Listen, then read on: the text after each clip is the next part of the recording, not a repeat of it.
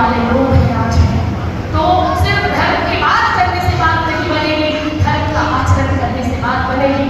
मैंने आज कहा कि जब भी मैं पंजाबी समाज की बात सुनती हूँ या पंजाबी मातृशक्ति, पंजाबी शब्द सुनते ही गुरु गोविंद सिंह, गुरु तेग बहादुर सिंह, गुरु नानक देव जी का चेहरा मेरे सामने आ जाता है।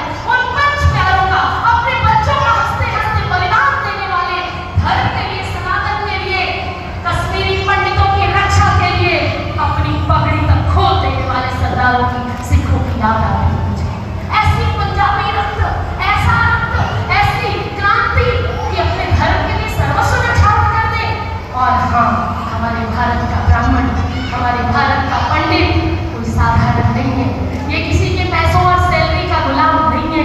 ये तो सृजनहार है, ये तो चिंतक है, ये तो चिंतन करने वाला है, ये तो परिणाम लाने वाला है, ये तो समाज को दिशा देने वाला है, ये समाज की भटकती जनरेशन को, नई पीढ़ी को दिशाबोध कराने वाला है, नए नए सूत्र गढ़ने वाला है। ये ब्राह्मण जो आपके घर में पूजा मंगल पाठ करता है तो आपके ग्रह नक्षत्र ठीक हो जाते हैं। ऐसे ब्राह्मण को आप सम्मान दो। ब्राह्मण के चरणों में माँ लक्ष्मी का वास है। बाकियों के हाथों में होता होगा, लेकिन ब्राह्मण के चरण जहाँ पड़ जाते हैं वो लक्ष्मीवान बन जाता है, लक्ष्मी पुत्र बन जाता है। इसलिए ब्राह्मणों के चरण की पूजा कीजिए अपने घरों में। शीश पर तिलक मत लगाइए, चरण धुलाइए, उच्च आसन पर बैठाइए। और जिसके घर में पंडित ब्राह्मण, सच्चा आचरणवान ब्राह्मण जिसके घर में चरण डाल दे, उसके घर की दरिद्रता ना दूर हो जाए तो मुझसे आकर मिलिए। आचरणवान, सत्यवादी, सत्यनिष्ठ, जो किसी के सामने हाथ नहीं फैलाता, वो उसका स्वाभिमान है। अरे सुदामा जी कभी मांगने नहीं गए, परंतु श्री कृष्ण की सबसे प्रियतम थे, सबसे प्यारे थे। 3 मुट्ठी चावल के बदले तीनों लोक दे देने का संकल्प करने वाले श्री कृष्ण 2 लोक 2 मुट्ठी चावल के बदले दे दिए नहीं, सुदामा के त्याग के बदले दे दिए। उस त्याग के बदले वो सर्वस्व दे देते, अपने आप को भी दे देते तो कम था। इसलिए सुदामा जी कैसे थे? वो इंद्रियजित थे, महान थे, हर समय भगवत चिंतन करते रहते थे। इसलिए ब्राह्मण के चरणों की पूजा करें और चरणों को पूजवाने योग्य भी हमें बनना है। सिर्फ हमें जाति से बहुत बड़ा नहीं अभिमान करना है, हमें आचरणवान ब्राह्मण बनना है, सत्यवादी बनना है, सत्यनिष्ठ बनना है। तो वाणी से जो निकलेगा वो सिद्ध हो जाएगा। और अपने धर्म ग्रंथों का पठन पाठन उनका अध्ययन करें। कहते हैं अपनी सामर्थ्य और श्रद्धा से अधिक दान नहीं करना चाहिए। जितनी श्रद्धा और सामर्थ्य है उस हेतु उस योग्य अपने ब्राह्मण को दक्षिणा दो, उसे प्रसन्न करो, उसका मान करो। सबसे बड़ी दक्षिणा है ब्राह्मण का सम्मान करना।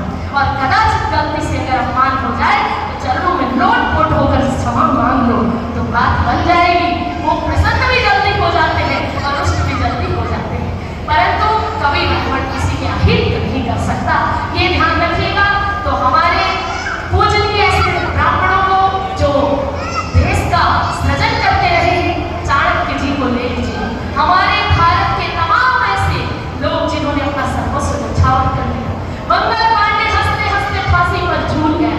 और इसी तरह हमारे पंच प्यारे, हमारे 10 गुरु, हमारे संत जिन्होंने तिल तिल जल करके, हमारे राष्ट्रीय स्वयंसेवक संघ के कार्यकर्ता जिन्होंने हिंदुत्व की रक्षा के लिए जाने कब घर छोड़ा, कितनी रातें हो गई सोए नहीं, कितने दिन हो गए ठीक से भोजन नहीं किया।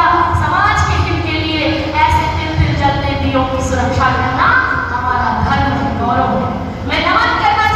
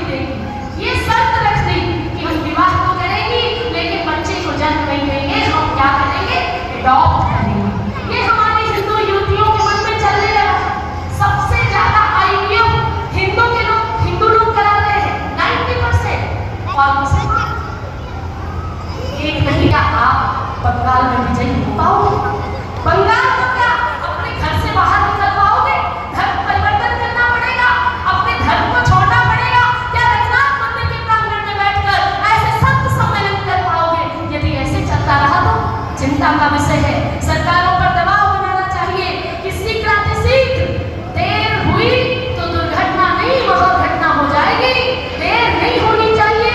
अभी चलो 20 साल राज कर लोगे, पर 200 करोड़ होते ही क्या आप राज कर पाओगे? सारी सीमाएं भारत पाकिस्तान की, पाकिस्तान बांग्लादेश को एक ही समझते हैं, अपना घर समझते हैं। वो भारत माता को अपना घर नहीं समझते। यहाँ तो खाना पीना सोना और बच्चे पैदा करना, बस यही काम है।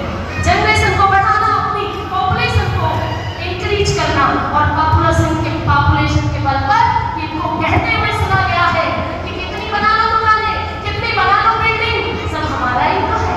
पढ़े लिखे पढ़ने वाले लोगों से बात करते हैं आपस में, जिनके बलिया मित्र है, ब्राह्मण मित्र है, उनसे बात करते हैं, अरे क्या पढ़ पढ़ के आंखें फोड़ रहे हो, आखिर में सब है तो हमारा ही, क्यों इतनी मेहनत कर रहे हो? बिल्डर से कहते हैं बिल्डिंग कितनी गगन चुंबी इमारतें बना लो, पर ये इमारतें तुम्हारी नहीं, ये तो हमारी है। तुम्हारी आने वाली पीढ़ी में तो कोई होगा ही नहीं। एक बेटा हुआ, मान लो उसकी अपनी पीढ़ी में कोई नहीं हुआ, तो सब हमारा ही है। तो ऐसी स्थितियां कहते हैं, फिर भी हम नहीं जाग रहे, हम सोए पड़े हैं। हमको लगता है हमसे क्या लेना देना, अरे एक बच्चे से अभी करेंगे, पढ़ नहीं पाएगा, कहाँ पढ़ाएंगे, इतनी महंगाई है। जब तुम्हारी माँ ने तुम्हें पैदा किया था या हमारी माँ ने हमको जन्म दिया था, तो क्या ये सोचा था हमारा बच्चा क्या करेगा? जो करना था वो किया ना। आज सातवीं समाहिता आपके बीच है, अगर मुझे गर्भ में मान दिया होता तो क्या आप मेरा स्पीच सुन पाते?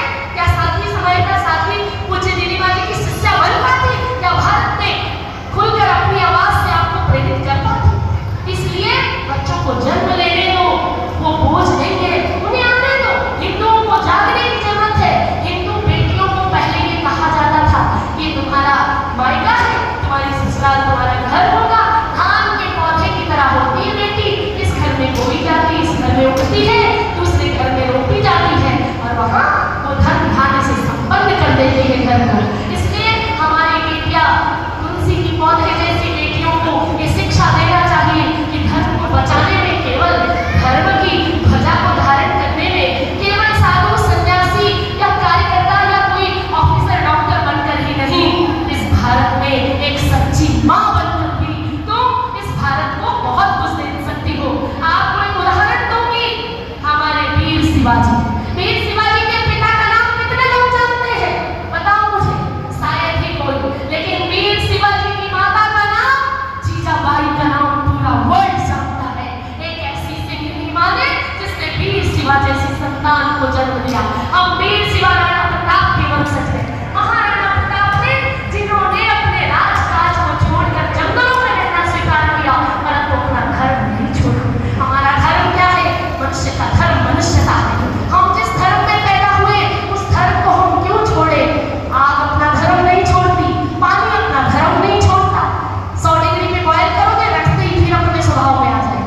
आप उसको जमा दोगे फ्रिज में रख के, फ्रीजर में, थोड़ी देर बाद फिर पानी बन जाएगा।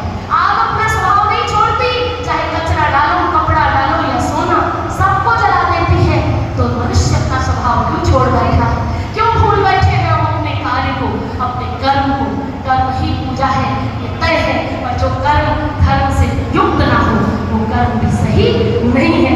हमें धर्म के साथ चल करके अपना कर्म करना है। तो इसलिए मैं कहना चाहती हूँ आप सबसे कि जीना चाहते हो यदि आप स्वाभिमान से, तो पहले स्वयं से ईमानदारी कीजिए। जीना चाहते हो यदि आप स्वाभिमान से, तो पहले स्वयं से ईमानदारी कीजिए।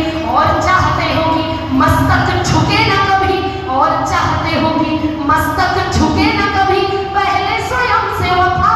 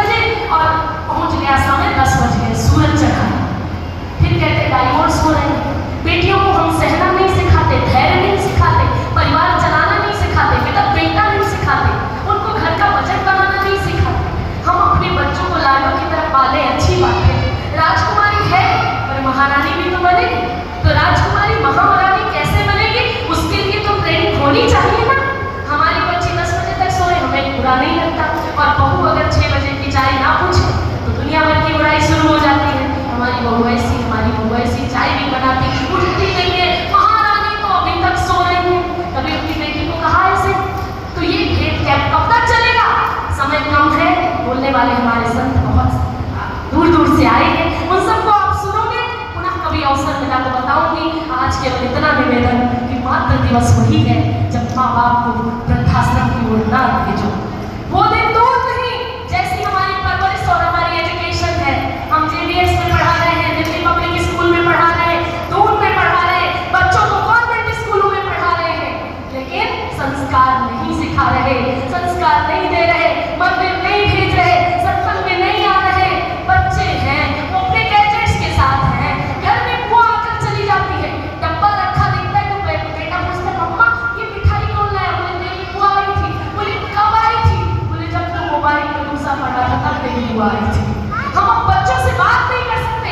एक ने मुझे कहा दिल्ली में, मेरा बेटा 16 साल का है दीदी, मेरा 16 साल का बेटा उससे बात नहीं करता। क्या आप भी ऐसी स्थिति चाहते हो? क्या वो आपको वृद्धाश्रम नहीं भेजेगा? अरे वो पीढ़ी धन्य है जिसका बेटा बहू कम से कम साथ तो रहता है। अब आने वाले समय में लोग इस शर्त पर ब्याह करते हैं कि माँ बाप साथ रहेंगे या अलग रहोगे। न्यूक्लियर फैमिली को फर्स्ट प्रायोरिटी देते हैं बेटी का ब्याह तय करते समय, और ज्वाइंट फैमिली को इग्नोर करते हैं। तमाम बायोडेटा पड़े हुए हैं घरों में, पर ब्याह इसलिए लेते हैं तय नहीं हो पा रहा कि चाचा चाची ताऊ ताई साथ रहते हैं। और ये आखिरी पीढ़ी है हम जो इन सबको हम देख पा रहे हैं। बुआ जी, फूफा जी, मौसी जी, मासा जी, आई जी, ताऊ जी, चाचा जी, कल को कोई नहीं होगा, एक ही बेटा, उसके बच्चे किसको कहेंगे ताऊ, किसको कहेंगे चाचा, किसको कहेंगे मौसी, किसको कहेंगे बुआ? कौन होगा? काम वाली बाई की आंटी, पढ़ाने वाली मैम की आंटी, और पड़ोस वाली की आंटी। केवल एक ही रिश्ता बचेगा, अंकल और आंटी, इसके अलावा कोई रिश्ता नहीं बचेगा। रिश्तों को बचा लो।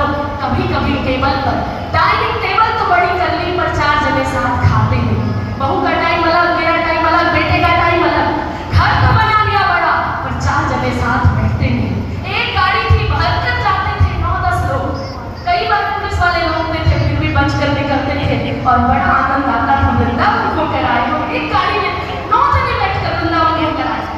4-4 गाड़ियाँ, बहू की अलग, बेटे की अलग, तुम्हारी अलग, पत्नी की अलग, यहाँ तक कि नौकर चाकर को भी एक आध गाड़ी दे दी। बहुत रईस कहलाते हैं हम, 4 जने एक गाड़ी में बैठने वाले नहीं। क्या है ये?